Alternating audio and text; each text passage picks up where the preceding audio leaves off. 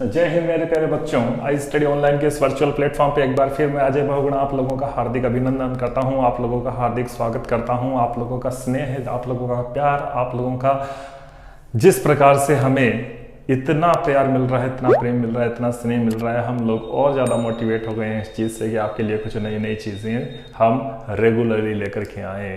तो बच्चों एक बार फिर देखने की कोशिश कीजिएगा कि काफ़ी बच्चे कह रहे थे कि सर डाउट सेशंस नहीं हो रहे हैं। बिना डाउट सेशन के हमारा क्या है कि थ्योरी जो हमने क्लियर कर ली है उसमें फिर भी हमें कुछ दिक्कतें आ रही है, इसीलिए हम इन डाउट सेशन को लेकर के आए हैं। तो बच्चों पिछली क्लास हमारी नाउन की हुई थी और हमने देखने की कुछ कोशिश करी थी कि नाउन में किन जगह से कुछ दिक्कतें आ सकती है। उसी नाउन की डाउट क्लास को हम बच्चों फिर एक बार आगे लेकर के चलते हैं। फिर उस नाउन की डाउट क्लास में हम देखने का कोशिश करते हैं कि नाउन से रिलेटेड और कितनी प्रकार की समस्याएं हैं जो हमारे एग्जाम्स में आती है। तो बच्चों चलते हैं, शुरुआत करते हैं आज की क्लास से और एक बार फिर देश के नाम बोलिए वंदे मातरम और फिर करते हैं हम हमारी क्लास की शुरुआत। तो हम उसी नाउन क्लास की बात कर रहे हैं और उसी नाउन का हम क्या कर रहे हैं बच्चों, ये डाउट सेशन हम रख रहे हैं। ठीक है, डाउट सेशन 2 कर सकते हैं हम, क्योंकि पिछली क्लास में हमने इसी नाउन का क्या करा है बच्चों, डाउट करे हैं। और किसका डाउट सेशन हो गया बच्चों, ये हमारे इसी नाउन का डाउट सेशन हम रखने की कोशिश कर रहे हैं और देखने की कोशिश कर रहे हैं। आज पहले से थोड़ी सी चीजें हार्ड होगी, आप देखने की कोशिश करिएगा और उन चीजों को रटना नहीं है बच्चों, समझने की कोशिश करिएगा हम क्या कहना चाह रहे हैं। मैं थोड़ा सा इसका यहाँ से पार्टीशन कर देता हूँ बोर्ड का, ताकि आप लोगों को यहाँ पे कुछ समझा सकूँ। अब मैं देखने की कोशिश करता हूं। प्रश्न नंबर 1 आपके सामने लिखता हूं और प्रश्न नंबर 1 में मैं लिखता हूं, साथ साथ आप कमेंट बॉक्स में प्लीज आंसर करिएगा कि इनके उत्तर क्या हो सकते हैं। मैंने कहा my brother in law who lives in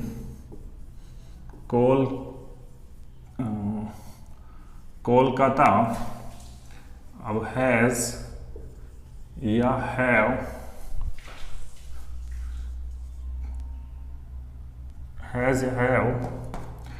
come to stay with us। फटाफट जवाब देने की कोशिश करिएगा। एक और प्रश्न मैं आपके सामने लिखता हूं, my sister has read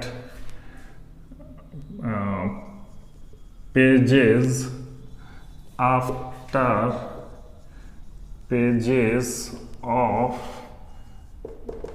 Gita. ठीक है बच्चों, तो आप लोगों ऐसा नहीं है कि इन क्वेश्चन की तरफ देखते रहो, आप लोग भी इनके आंसर करने की कोशिश करिए। आप लोग भी बताने की कोशिश करिए कि इन सेंटेंस के अंदर कहाँ पे कुछ गलती हुई है या फिर गलती इनके अंदर नहीं हुई है। नाउन से रिलेटेड एरर है और नाउन का वर्ब के साथ में एग्रीमेंट भी है। तो फटाफट इनमें देखने की कोशिश करिए और पॉइंट आउट करने की कोशिश करिए कि किस प्रकार से दिक्कत इनके अंदर हो सकती है।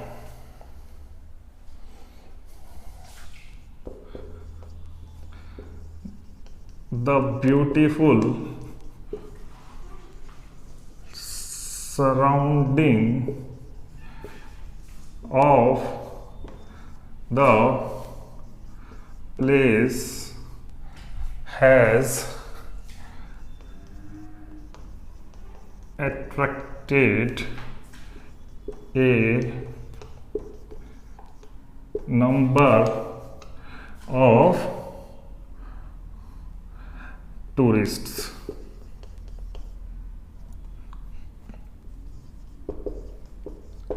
ठीक है, बहुत ही अच्छे सेंटेंस है, देखने की कोशिश करिए। आपके एग्जाम में इसी प्रकार के बच्चों सेंटेंस दिए जाते हैं, इसी प्रकार के सेंटेंस आपके एग्जामिनेशंस में आते हैं। तो जरा देखने की कोशिश करिए और बताने की कोशिश करिए कि इन सेंटेंस में कहाँ पे कुछ दिक्कत है। Sanjay and myself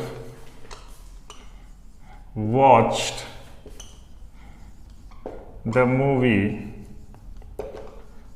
last night। ठीक है बच्चों, watched the movie last night। ठीक है, तो अब देखने की कोशिश करिए, हम बताने की कोशिश करिए कि क्या दिक्कतें इनके अंदर हो सकती है। जब हम पहले सेंटेंस के अंदर चलते हैं, थोड़ा सा इलेबोरेट करते हैं बच्चों, इन चीज़ों को समझने की कोशिश करते हैं, रटना बिल्कुल भी नहीं है। मैंने आपको पहले ही कहा था कि हमारी क्लासें जो होगी वो आपको यही सिखाएंगी कि गलतियाँ कहाँ पर हो सकती है, और गलती है तो अगर क्यों है, तो उन चीज़ों को थोड़ा समझने की कोशिश करिएगा। हमने कहा माई ब्रदर इन लॉ, क्या कहा, माई ब्रदर इन लॉ, तो इस चीज़ को हम देखने की कोशिश करेंगे, तभी हमारे समझ में आएगा कि इसके साथ आने वाली वर्ब क्या होगी, सिंगुलर होगी या प्लूरल होगी।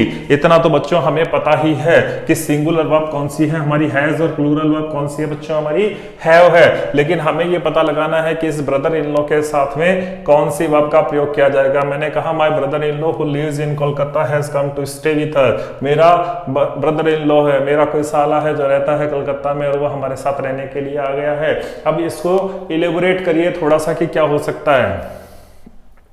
ठीक, आपके कमेंट बॉक्स के अंदर अगर कमेंट आएंगे तो हमें भी मालूम पड़ेगा बच्चों कि आप कहाँ पे दिक्कतें आप लोगों को हो रही है, तो हम उन्हीं चीज़ों को समझाने का आप लोगों को प्रयास करेंगे। चलो ठीक है, देखने की कोशिश करते हैं बच्चों। मैंने यहाँ पे क्या लिखा, बोल के बताना जरा आप लोग, मैंने यहाँ पे क्या लिखा, ब्रदर इन लॉ। ठीक है, ब्रदर का मतलब क्या होता है बच्चों, भाई, इन का मतलब क्या होता है, में, और लॉ का मतलब क्या होता है बच्चों, कानून। ठीक है, तो क्या ये बात आपको सही प्रतीत होती है कि अगर हम इसका अर्थ लगा दें भाई में कानून, तो क्यों ना लगाएं बच्चों हम इसका अर्थ, क्योंकि हम अंग्रेजी में यही तो पढ़ते हैं, ब्रदर का अर्थ होता है भाई, इनका अर्थ होता है में, और लॉ का अर्थ होता है कानून। तो हम इसका अर्थ ये क्यों नहीं लगा रहे हैं, इस चीज को समझने की जरूरत है। ठीक है, भाई में कानून, तो भाई में कानून बच्चों थोड़ा सा एब्सर्ड सा नहीं लग रहा। फादर इन लॉ, पिताजी में कानून, पिताजी को बोल दो पिताजी में कानून, थप्पड़ मारेंगे उठा करके, है ना। तो इस चीज को थोड़ा समझने की कोशिश करिए कि इस ब्रदर इन लॉ को हमने भाई में कानून नहीं क्यों नहीं बोला।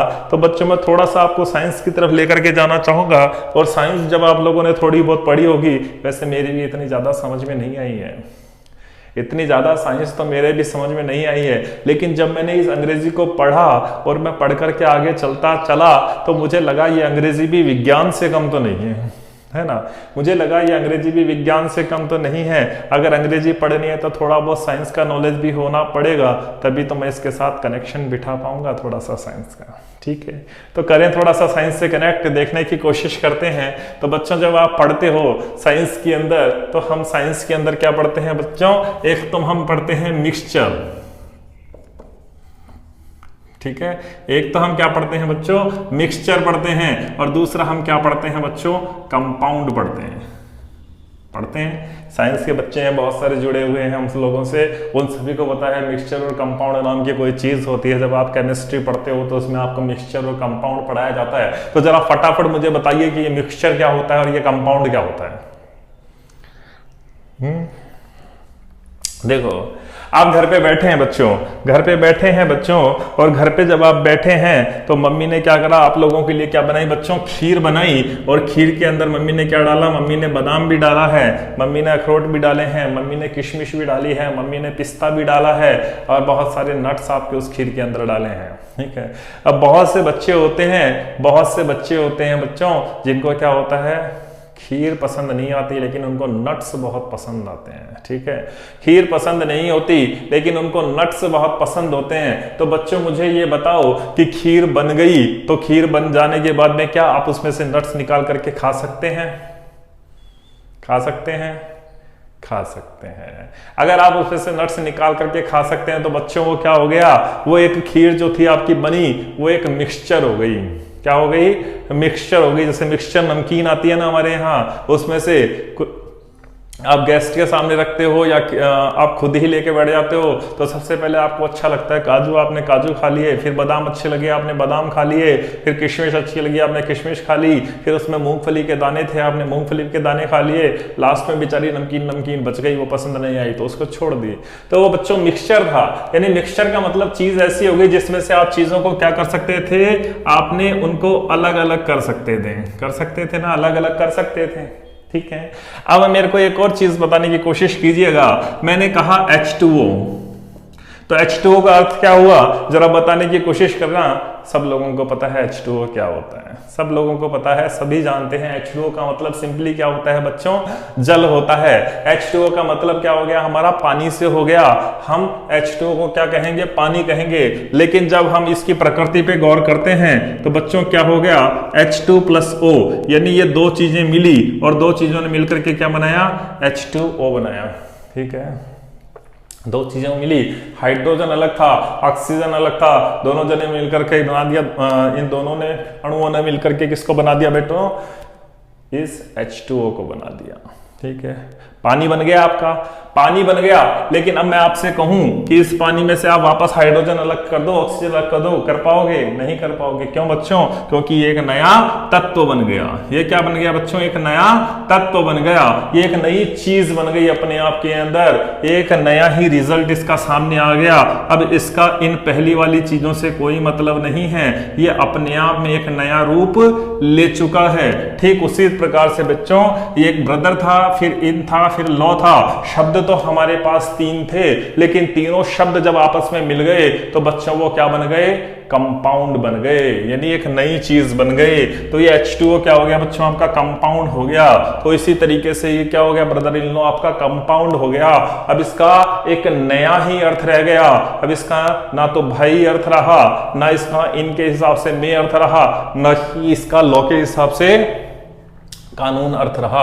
अब तो ये अपने आप में एक नया ही बन गया। इसको आप क्या कर सकते हो, साला भी कह सकते हो, उसको आप देवर भी कह सकते हो, इसको आप जवाई भी कह सकते हो, कुछ भी कह सकते हो। ठीक है, अंग्रेजी के अंदर यही खूबसूरती है कि एक ही शब्द को कई रिश्तों के लिए हम यूज कर सकते हैं। तो ब्रदर इन लॉ कहा तो अपने आप में बच्चों ये क्या हो गया, सिंगुलर हो गया। और सिंगुलर हो जाने से ही उसके साथ में क्या वर्ब आ गई बच्चों, सिंगुलर वर्ब आ गई। इसलिए आप इसके साथ में किसका प्रयोग नहीं करेंगे, हैव का प्रयोग नहीं करेंगे। तो कंपाउंड नाउन जो होते हैं वो सिंगुलर हो जाते हैं। कंपाउंड नाउन क्या होते हैं बच्चों, सिंगुलर हो जाते हैं। हमने कहा सिस्टर इन लॉ, हमने कहा फादर इन लॉ, हमने कहा मदर इन लॉ। ठीक है बच्चों, ये सारे के सारे कंपाउंड नाउन है और ये सिंगुलर हो जाते हैं। अतः इनके साथ किस वर्ब का यूज करोगे बच्चों, आप सिंगुलर ही वर्ब का यूज करोगे। बात समझ में आई आप लोगों के? ठीक है, तो इन्हीं चीजों को बच्चों हम समझाने की कोशिश कर रहे हैं कि किस प्रकार से हम इन चीजों को लेकर के आगे बढ़ेंगे। तो हम यही समझने की कोशिश करेंगे कि इनके साथ में ऐसा आखिर होता क्यों है। ठीक है, अब चलते हैं दूसरे सेंटेंस के ऊपर। अब चलते हैं हम हमारे दूसरे सेंटेंस के ऊपर। और दूसरा सेंटेंस जब हमने देखा तो हमने देखा लिखा हुआ है बच्चों आपके सामने क्या, माई सिस्टर हैज। ठीक है, हमने कहा माई सिस्टर किसका काम कर रहा है, सब्जेक्ट का। और कैसा हो गया बच्चों, सिंगुलर हो गया। सिंगुलर हो गया तो उसके साथ आने वाली वर्ब भी कैसी हो गई, सिंगुलर हो गई। कोई दिक्कत नहीं है। रेड हैज के साथ वर्ब की थर्ड फॉर्म आती है, ये आ गई वर्ब की थर्ड फॉर्म। यहां तक भी हमारे पास कोई दिक्कत नहीं है, लेकिन दिक्कत आ गई यहां पे। क्या ये चीज सही है? तो मैंने जब आप नाउन पढ़ रहे थे और मैंने बताया था आपको, आ रहा हो आपके पास क्या बच्चों, एक नाउन। दोबारा बोलना, आ रहा हो आपके पास क्या बच्चों, नाउन। और उसके साथ में नाउन 1 दे देते हैं। उसके साथ में क्या आ रहा हो बच्चों, आपका प्रेपोजिशन। क्या आ रहा हो, प्रेपोजिशन। और उसके बाद में क्या मिल रहा हो आपको, कोई दूसरा नाउन मिल रहा हो। दोबारा गौर करना, मैंने आपको जब नाउन पढ़ाया था तो मैंने बहुत बार पूछा गया ये क्वेश्चन, बहुत बार पूछा गया ये एग्जाम में क्वेश्चन, जो एयरफोर्स की तैयारी कर रहे हैं, जो आर्मी क्लर्क के बच्चे तैयारी कर रहे हैं, ढंग से गौर करना इस चीज के ऊपर। बहुत बार पूछा गया है ये प्रश्न। तो मैंने आपको बताया था जब नाउन हम लोग पढ़ रहे थे, तो नाउन जब हम लोग पढ़ रहे थे ना बच्चों, तो मैंने आपको बताया था कि अगर इस तरफ भी नाउन है और इस तरफ भी नाउन है और दोनों के बीच में क्या आ रहा हो बच्चों, आपका कोई प्रेपोजिशन आ रहा हो, और ये दोनों नाउन कैसे हो बच्चों, सेम हो। सबसे बड़ी चीज क्या है, दोनों नाउन सेम हो तो क्या होता है बच्चों, ये दोनों नाउन हमेशा किस में यूज होते हैं, ये हमेशा यूज होते हैं सिंगुलर के अंदर। इनको कभी आप प्लूरल नहीं बनाते हैं। याद रही बात, याद आई थोड़ी सी बात? जब आपको मैंने पहले भी पढ़ाया था तो मैंने यही बताया था कि अगर आपके पास स्थिति ऐसी आ रही हो, नाउन नंबर 1 दिया हो, उसके बाद प्रेपोजिशन आ रहा हो, उसके बाद नाउन नंबर 2 मिल रहा हो, लेकिन शर्त यह है, शर्त क्या है कि वो दोनों आने वाले नाउन जो है प्रेपोजिशन के दोनों तरफ वो कैसे होने चाहिए? सेम होने चाहिए। सेम होते हैं तो वो अपने आप में क्या हो जाते हैं बच्चों? सिंगुलर हो जाते हैं। हम जब यहां चले तो हमें क्या मिला यहाँ पे? पेजेस। पेजेस यानी नाउन 1 मिल गया। उसके बाद आपको क्या मिला बच्चों? आफ्टर। आफ्टर का मतलब ये प्रेपोजिशन हो गया, और प्रेपोजिशन के बाद फिर आपको क्या दिखाई दिया? नाउन नंबर 2, यानी फिर आपको क्या दिखाई दिया? नाउन दिखाई दिया। और आपने जब गौर किया तो ये दोनों नाउन क्या हो गए बच्चों? ये दोनों नाउन ही अपने आप में सेम हो गए। तो सेम हो गए तो ये पेजेस में से आपको एस हटाना पड़ेगा, क्योंकि इसका हम प्लूरल नहीं बनाएंगे अगर ऐसी स्थिति हो जाएगी। तो my sister has read page after page of Gita, ऐसे करोगे आप, पेजेस आफ्टर पेजेस नहीं करोगे। बात समझ में आ गई? ठीक है, फिर आगे चलते हैं बच्चों। हम तीसरे सेंटेंस में हम गौर करते हैं, the beautiful surrounding of the place has attracted a number of tourist. अब बताओ मुझे इसमें क्या होना चाहिए? The beautiful surrounding of the place has attracted a. अब देखो, जब हम गौर करते हैं द ब्यूटीफुल, ब्यूटीफुल क्या होता है बच्चों? बताने की कोशिश कीजिए कि ब्यूटीफुल क्या होता है। ब्यूटीफुल अपने आप में क्या हो गया बच्चों? एक एडजेक्टिव हो गया। क्या हो गया? ब्यूटीफुल अपने आप में एक एडजेक्टिव हो गया। और जब आप सराउंडिंग की गौर करते हो, सराउंडिंग भी अपने आप में काम तो करता है किस चीज का? एडजेक्टिव का। लेकिन हमें पता है एडजेक्टिव कभी भी एडजेक्टिव को क्वालिफाई नहीं करता है। एडजेक्टिव कभी भी एडजेक्टिव को क्वालिफाई नहीं करता है। तो फिर क्या करें? क्या होना चाहिए? एडजेक्टिव किसको क्वालिफाई करता है बच्चों? एडजेक्टिव क्वालिफाई करता है या तो किसी नाउन को क्वालिफाई करेगा या किसी प्रोनाउन को क्वालिफाई करेगा। तो सराउंडिंग अपने आप में नाउन भी होता है, और नाउन होता है तो हम इसका प्लूरल बना सकते हैं, और प्लूरल अगर हम बनाते हैं तो क्या हो जाता है बच्चों? ये सराउंडिंग्स होने पे अपने आप में नाउन बन जाता है। तो आप सराउंडिंग का प्रयोग नहीं करोगे ब्यूटीफुल के साथ में, क्योंकि ब्यूटीफुल अपने आप में एक एडजेक्टिव है। एडजेक्टिव कभी एडजेक्टिव के बारे में नहीं बताएगा। एडजेक्टिव हमेशा किसके बारे में बताएगा? या तो किसी नाउन के बारे में बताएगा या किसी प्रोनाउन के बारे में बताएगा। तो यहां पे आने वाला ब्यूटीफुल सराउंडिंग्स के बारे में बताएगा, ना कि सराउंडिंग के बारे में। तो this is the correct one. ठीक है, फिर चलो।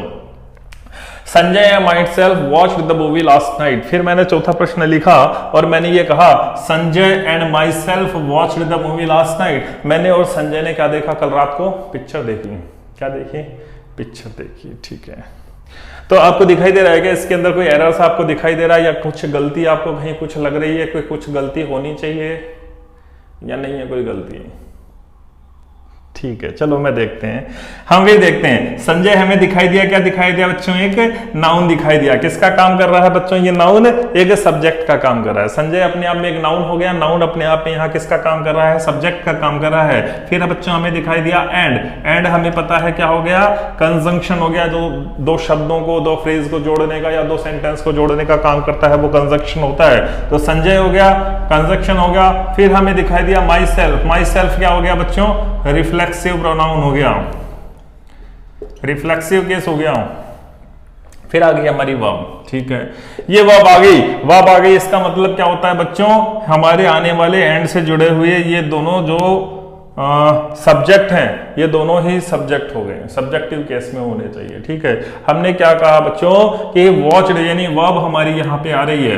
वर्ब यदि हमारी यहाँ पे आ रही है तो इससे पहले ये दोनों सब्जेक्ट हुए जो एंड कंजंक्शन से जुड़े हुए हैं। तो दोनों ही सब्जेक्ट हुए, तो हमें पता है ये संजय अपने आप में नाउन हुआ, और नाउन का रूप परिवर्तित नहीं होता। नाउन तो सब्जेक्ट भी नाउन ही है और ऑब्जेक्ट भी वही नाउन रहता है। तो संजय तो और सब्जेक्टिव केस है तो भी संजय रहेगा, ऑब्जेक्टिव केस है तो भी वो संजय ही रहने वाला है, उसमें तो चेंज नहीं होगा। लेकिन जब हम यहाँ पे गौर करते हैं तो माई सेल्फ हमें रिफ्लेक्सिव केस दिखाई देता है, और हमें पता है कि रिफ्लेक्सिव केस का यूज नहीं होगा। यहाँ पे तो किसका? सब्जेक्टिव केस का यूज होगा।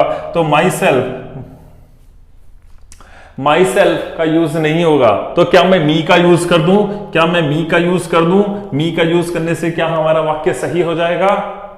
नहीं होगा बच्चों। तो मी तो क्या है, मी तो ऑब्जेक्टिव केस हो गया, हमें तो यहाँ पे सब्जेक्टिव केस चाहिए। और सब्जेक्टिव केस की बच्चों जब मैं बात करता हूं तो मैं आई, माई, मी की बात करता हूं। इसका मतलब मी का सब्जेक्टिव केस कौन सा है बच्चों, आई है। अतः मेरे को इस माई सेल्फ के स्थान पे क्या रखना पड़ेगा बच्चों, इस आई को रखना पड़ेगा। माई सेल्फ के स्थान पे जैसे ही मैं इस आई को रखता हूं तो मेरा वाक्य क्या हो जाता है, बिल्कुल सही हो जाता है। समझने की कोशिश करना बच्चों, है ना, रटना नहीं है। तो मेरी उम्मीद है आप लोगों को ये समझ में आया होगा ये चारों प्रश्न किस प्रकार से थे, बड़े इंपॉर्टेंट हैं, देखने की कोशिश करना और इनसे रिलेटेड और भी समस्याएं हैं उनको सुलझाने की कोशिश करना, बड़ी इंपॉर्टेंट चीजें हैं बच्चों ये।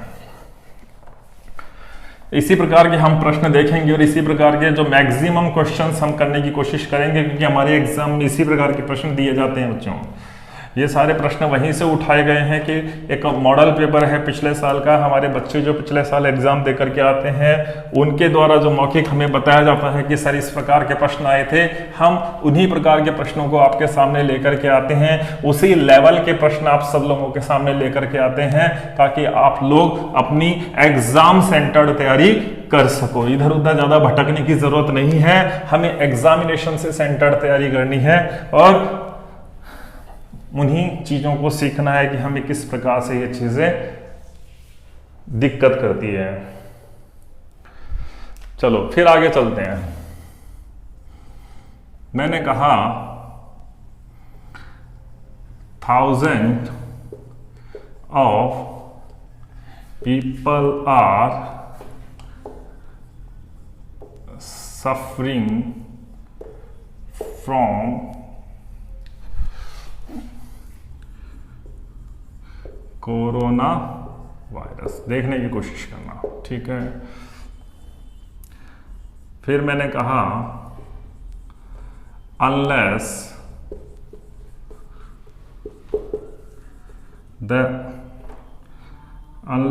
the vaccine found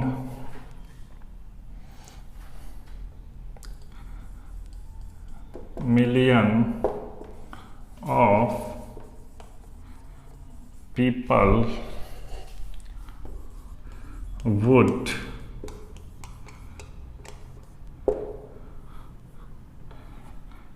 died of corona infection।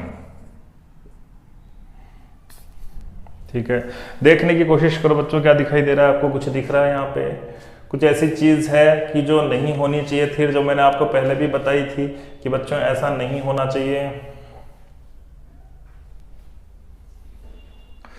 चलो एक और सेंटेंस लिखता हूं इसी से related.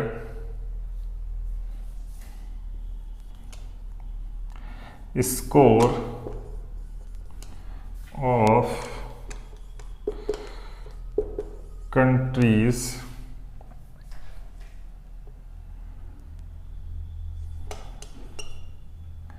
are trying to obtain or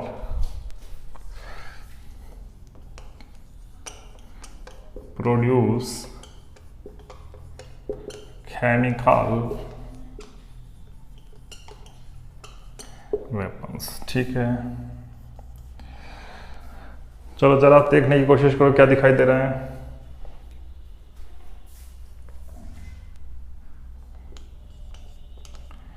Two people were injured, two people were killed, कर लो इसको, killed and cause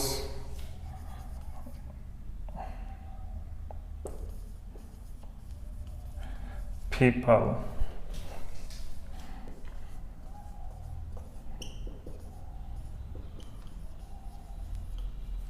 ठीक है, और मैं यहाँ पे ए लगा देता हूँ। ठीक है बच्चों, अब देखने की कोशिश करो कि इन चारों सेंटेंस के अंदर आपको क्या दिखाई दे रहा है और क्या इन चारों सेंटेंस के अंदर कोई किसी प्रकार की कोई दिक्कत है। चलो हम जब देखने की कोशिश करते हैं बच्चों, इसके ऊपर चलते हैं। Thousands of people are suffering from corona virus. मुझे बताओ, thousands of people are suffering from corona virus, क्या होना चाहिए? दिखाई दे रहा है कुछ समस्या, कुछ समझ में आ रही है आप लोगों को कि मैं क्या बताना चाह रहा हूँ, किस चीज को आप लोगों तक हम पहुंचाना चाह रहे हैं? बच्चों देखने की कोशिश करो कि मैं जब आपको नाउन पढ़ा भी रहा था तब भी मैंने आपको यूनिट्स ऑफ मेजरमेंट बताई थी।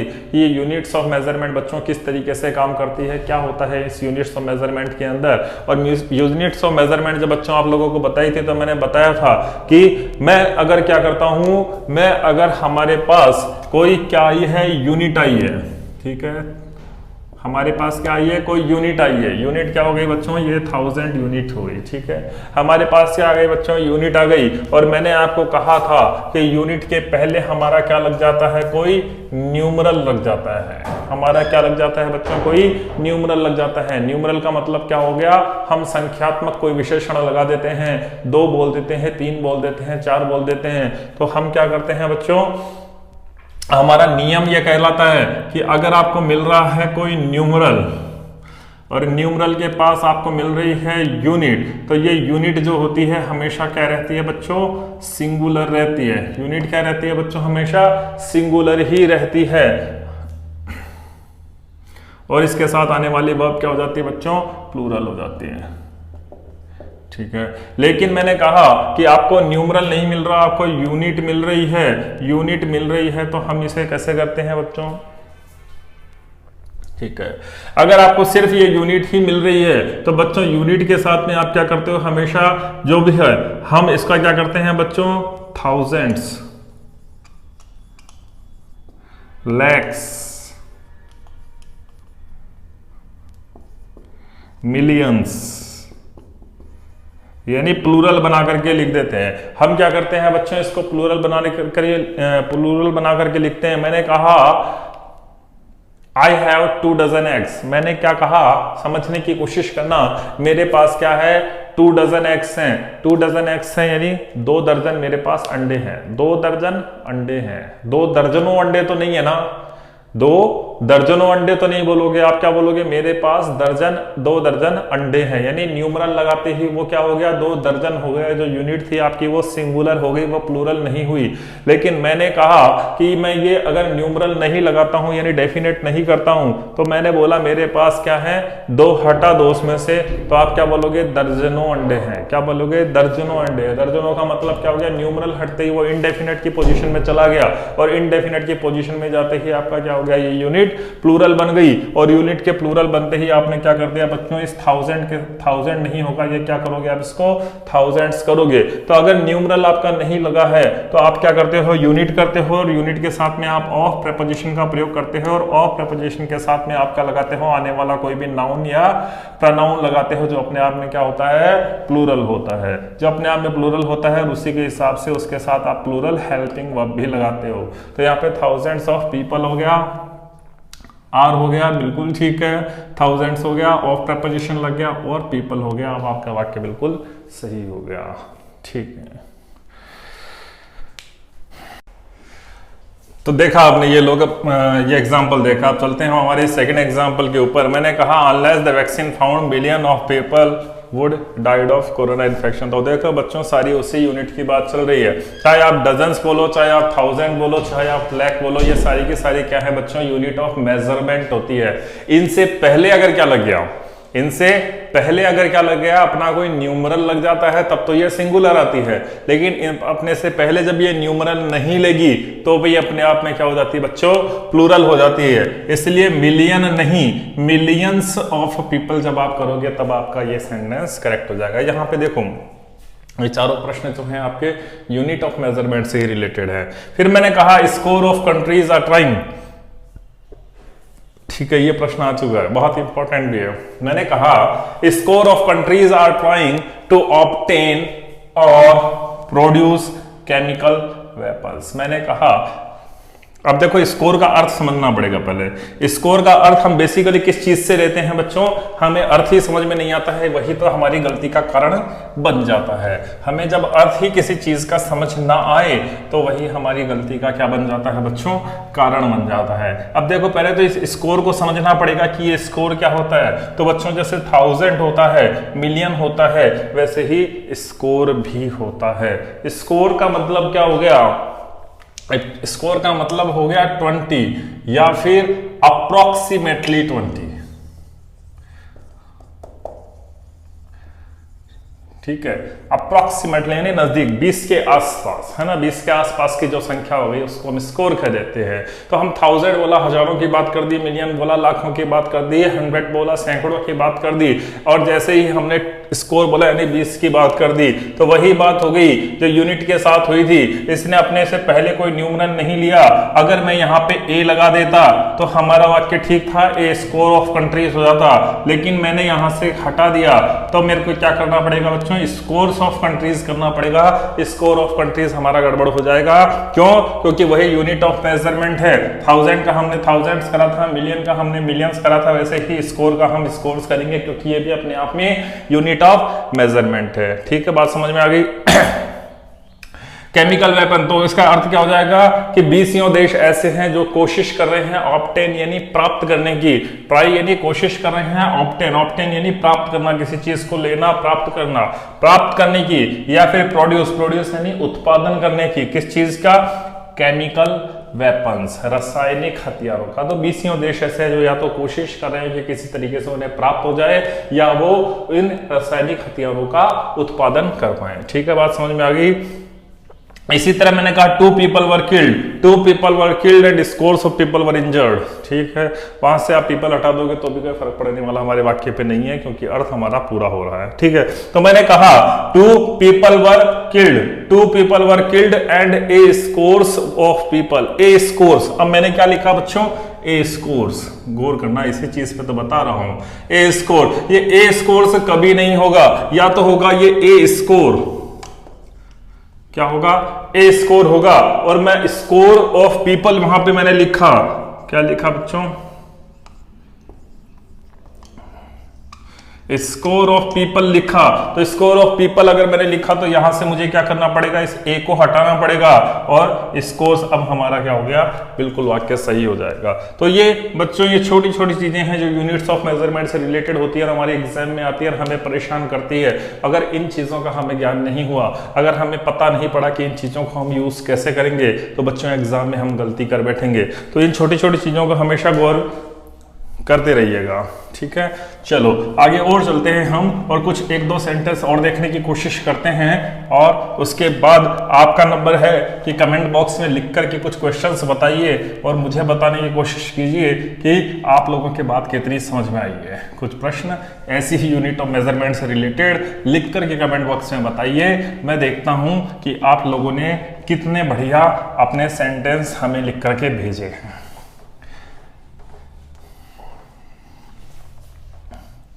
तो बच्चों यूनिट्स ऑफ मेजरमेंट, इससे रिलेटेड काफ़ी क्वेश्चंस आते हैं हमारे एग्जाम्स के अंदर।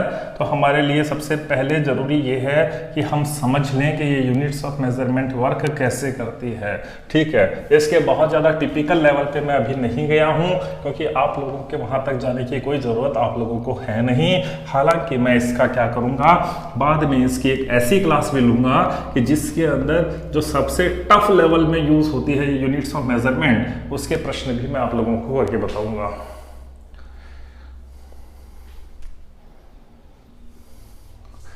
ठीक है, फिर एक प्रश्न और लेता हूं। When I enter the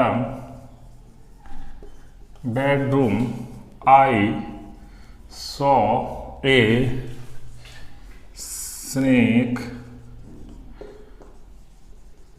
crawling on the earth। ठीक है बच्चों, देखो फटाफट और बताने की कोशिश करो कहां पे कुछ गलतियां हो रही है।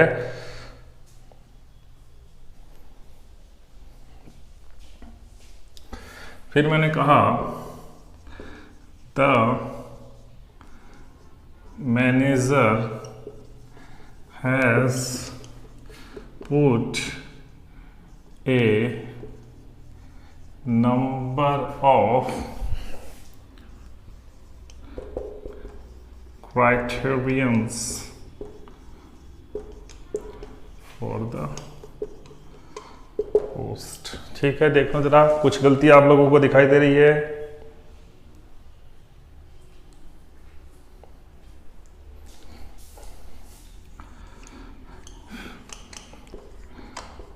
America's problems are not so serious as of India। ठीक है बच्चों, देखो फटाफट क्या दिख रहा है।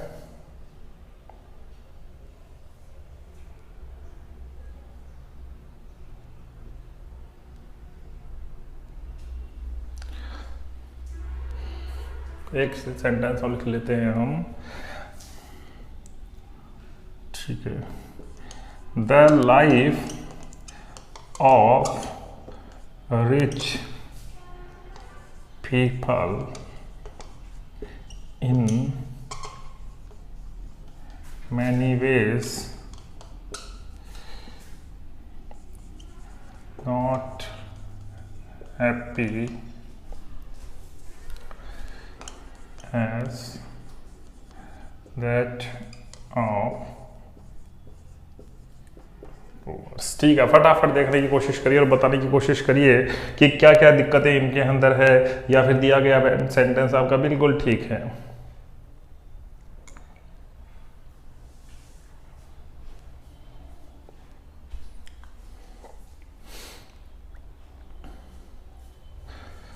ठीक है, तो मैंने देखने की जब ऊपर वाले सेंटेंस के अंदर कोशिश करी, देखो गौर करिएगा, ऊपर वाला सेंटेंस जब हमने देखा, ऊपर वाले सेंटेंस में जब हमने देखने की कोशिश करी तो मैंने कहा when I entered the bedroom, जैसे ही मैं बेडरूम में प्रवेश किया, जैसे ही मैं बेडरूम के अंदर गया तो मैंने क्या देखा, I saw a snake crawling on the earth, मैंने देखा कि जमीन पर एक सांप क्राउलिंग यानी रेंग रहा था। ठीक है, बात समझ में आ गई आपके। एक जमीन पर सांप रेंग रहा था, तो मुझे ये देखने की कोशिश करिए, मुझे ये बताने की कोशिश करिए कि जब आप घर के अंदर जाते हैं और अपने कमरे में प्रवेश करते हैं तो क्या आपको वहां पे जमीन दिखाई देती है? नहीं दिखाई देती। क्या दिखता है वहां पे? फ्लोर दिखता है। इसका मतलब सांप जमीन पे नहीं रेंग रहा था। सांप कहां रेंग रहा था बच्चों? फ्लोर पे रेंग रहा था। इस चीज पे गौर करना। यहाँ पे क्या आना चाहिए था? फ्लोर आना चाहिए था। सही नाउन जो यहाँ पे प्रयुक्त होना चाहिए था वो आपका फ्लोर है, ना कि अर्थ है। तो कई बार इस प्रकार से नाउन का मिसयूज करके भी दिया जाता है कि नाउन को रिप्लेस कर दिया जाता है किसी ऐसे नाउन के साथ में जो वहां पे नहीं आना चाहिए था। तो वाक्य का सेंस याद रखना है कि अगर घर की बात हुई है, कमरे की बात हुई है, तो वहां पे फर्श होगा, ना कि अर्थ होगी। तो स्नेक अगर बेडरूम में रेंग रहा है तो वो किस पे रेंग रहा है? वो फर्श पे रेंग रहा है, ना कि अर्थ पे। ठीक है, बात समझ में आ गई। दूसरा आ जाओ, manager has put A number of criterions. Criterions क्या होता है बच्चों? एक होता है क्राइटेरिया। ठीक है, क्राइटेरिया क्राइटेरिया यानी आपके अंदर मिनिमम क्वालिफिकेशंस क्या है? क्राइटेरिया आपके सामने सेट कर रखा है किसी ने, तो आपके पास इस पोस्ट के लिए कम से कम ये योग्यता आपके पास में होना चाहिए। उससे क्या कहते हैं? हम क्राइटेरिया कहते हैं। उसे हम योग्यता कहते हैं कि आपके लिए ये सीमाएं हैं, आपके पास अगर ये योग्यताएं हैं तो आप इस पोस्ट पे आ सकते हो। ठीक है, तो जब हम बात करते हैं इस क्राइटेरिया के प्लूरल की तो हम क्या करते हैं? क्राइटेरियन। क्राइटेरिया का प्लूरल क्या बनता है बच्चों? क्राइटेरिया का प्लूरल अपने आप में क्या बनता है? ये क्राइटेरियन बनता है। और जब हम यहां जाते हैं तो हम देखते हैं CRITERIONS। ठीक है, इसने क्या लगा के दे दिया? आपको एस लगा के दे दिया, जबकि पता है चिल्ड्रन का अगर आप चिल्ड्रंस करते हो तो वाक्य गलत हो जाता है ना। चाइल्ड सिंगुलर है, चिल्ड्रन आपका प्लूरल है। ठीक इसी प्रकार से क्राइटेरिया सिंगुलर है, क्राइटेरियन इसका अपने आप में प्लूरल है। तो ऐसा अगर आप एस लगा देते हो क्राइटेरियन के साथ में तो ये अपने आप में बच्चों गलत हो जाता है। याद रहेगी ये चीज, क्राइटेरियन के साथ में गलत नहीं हो जाता, ये गलत हो जाता है, इसलिए इसका प्लूरल आपको नहीं बनाना है। कुछ नाउन ऐसे होते हैं जिनका प्लूरल इस तरीके से भी बन जाता है, जैसे चाइल्ड का चिल्ड्रन। ठीक है, फिर आ गया America's problems are not so serious as of India. Bharat, अब देखो तुलना किसके बीच में हुई है, प्रॉब्लम्स के बीच में हुई है। एक अमेरिका की है, दूसरी भारत की प्रॉब्लम है, लेकिन अगर आप इस सेंटेंस पे गौर करोगे तो अमेरिकाज प्रॉब्लम अपोस्ट्रोफी एस का प्रयोग किया गया, यानी समस्याएं किसकी, अमेरिका की, आर नॉट सो सीरियस, इतनी गंभीर नहीं है, एज ऑफ इंडिया। कंपेयर किससे हो गया, इंडिया से हो गया। हमें कंपैरिजन किसका करना था, समस्याओं का करना था, लेकिन यहाँ पे हमने किससे कर दिया बच्चों, इंडिया से ही कर दिया। तो यहाँ पे अपने आप में सेंटेंस गलत हो गया। इसको सही करने के लिए हमें क्या करेंगे, हम जब इसको अपॉस्ट्रोफी ऐसे इंडिया के साथ भी लगा देंगे ना, तो इंडिया की भी प्रॉब्लम हो जाएगी। अब हमारा वाक्य बैलेंस बैठ गया, यहाँ अमेरिका की प्रॉब्लम आ गई, यहाँ इंडिया की प्रॉब्लम आ गई। तो इस चीज का भी याद रखना कि दो बढ़िया, दोनों तरफ जिनका कंपेयर होना चाहिए वो चीजें दोनों बराबर की हो, ठीक है। तो अमेरिकाज प्रॉब्लम था, इसीलिए ये इंडियाज हो गया। प्रॉब्लम दोबारा लिखने की जरूरत नहीं है, क्यों, क्योंकि हम रिपीटेंस में विश्वास नहीं करते हैं इंग्लिश में, ठीक है। चलो आगे। The life of rich people in many ways is not happy as that of poor। देखो अब फिर वही बात आ गई। ये सेंटेंस मैंने इसीलिए लिखा है ताकि आपको मैं इस ऊपर वाले सेंटेंस में नीचे वाले सेंटेंस पे थोड़ा सा डिफरेंस समझा सकूं। जब आपने ऊपर वाले सेंटेंस में क्या करा था, अमेरिकाज प्रॉब्लम्स करा था, नीचे इंडियाज लिख दिया था, तो ये दोनों क्या हो गई थी, प्रॉब्लम के बीच में कंपेरिजन हो गया था। अब मैंने कहा the life of rich people, ठीक है, लाइफ ऑफ रिच पीपल जो होती है, जो धनवान अमीर लोगों का जीवन होता है, वो बहुत से तरीकों से उतना खुशनुमा नहीं होता जितना गरीबों का होता है, ठीक है। खुशनुमा तो चलो धनवान है, खुश होंगे ही, हम कर देते हैं नॉट एज पीसफुल कर देते हैं, तो हमारा और सेंटेंस थोड़ा सा सेंस दिखेगा। आप कहोगे नहीं सर खुश तो होते हैं, पैसा होता है तो खुश तो सभी हो जाते हैं, पीसफुल कर दो, है ना, ठीक है। तो कंपैरिजन किसका हुआ है बच्चों, द लाइफ का, ये रिच का जीवन, और पुअर से नहीं, पुअर का भी जीवन हो गया, ठीक है। तो आपने कहा सर सेंटेंस तो बिल्कुल करेक्ट है, सेंटेंस में किसी प्रकार की कोई गलती नहीं है, हम काम चला लेंगे। लेकिन बच्चों काम चलाना नहीं है, हमें देखना है, समझना है, सीखना है कहाँ पे गलती आ गई। तो देखो मैंने कहा, अब मुझे ये बताओ कि यहाँ पे दैट भी आया है, ये दैट किसके लिए आया है, ये दैट अगर आप देखोगे तो ये दैट किसके लिए आया है, ये किसको रिफ्लेक्ट कर रहा है, ये काई का काम कर रहा है। तो बच्चों हमने गौर किया, जब पूरे सेंटेंस को समझने की कोशिश करी, the life of rich people in many ways are not happy as that of poor, गरीबों का जीवन, दैट ऑफ पुअर यानी जो गरीबों का जीवन है वैसा नहीं। तो ये दैट किसको रिप्लेस कर रहा है बच्चों, अपने आप में इस लाइफ को रिप्लेस कर रहा है, यानी ये प्रोनाउन का काम कर रहा है। ये दैट अपने आप में इस लाइफ को रिप्लेस कर रहा है, इसलिए पुअर के साथ अपॉस्ट्रोफी एस लगाने की आपको आवश्यकता नहीं है, क्योंकि अपॉस्ट्रोफी एस से हम क्या बताने की कोशिश कर रहे थे, इसी जीवन को तो बताने की कोशिश कर रहे थे। लेकिन ये काम तो अपने आप में दैट ने कर दिया, और दैट ने कर दिया, इसीलिए अपॉस्ट्रोफी एस इस पुअर के साथ लगाने की कोई आवश्यकता नहीं है, क्योंकि एक ही चीज के लिए हम दो अलग अलग जगह चीजें क्यों लगाएं, एक से ही हमारा काम चल सकता है। तो बच्चों इस प्रकार से हमने देखा कि ये छोटी छोटी चीजें थी, ये छोटी छोटी सी मिस्टेक्स थी, ये छोटी छोटी सी गलतियां थी जो हमारे क्या कर रही थी बच्चों, ये एग्जाम में आ रही थी और आकर के हमें बड़ा परेशान कर रही थी। तो हमने देखा और समझा किस प्रकार से ये गलती करते हैं। तो आज की क्लास में आपके लिए इतना ही है। उम्मीद है आप लोगों को ये चीजें समझ में आई होगी, और उम्मीद है आप लोगों ने इनसे कुछ सीखा भी होगा और समझने की कोशिश भी करी होगी। तो इसी तरह हमारे साथ जुड़े रहिए। अगली क्लास में फिर आपके साथ मिलते हैं कुछ नई चीजों के साथ में। उम्मीद है ये डाउट सेशन आप लोगों के फिर पसंद आ रहे होंगे। ऐसे ही कुछ डाउट्स लेकर के फिर हम मिलेंगे। तब तक के लिए मिलते हैं आपसे अगली क्लास में। धन्यवाद। जय हिंद।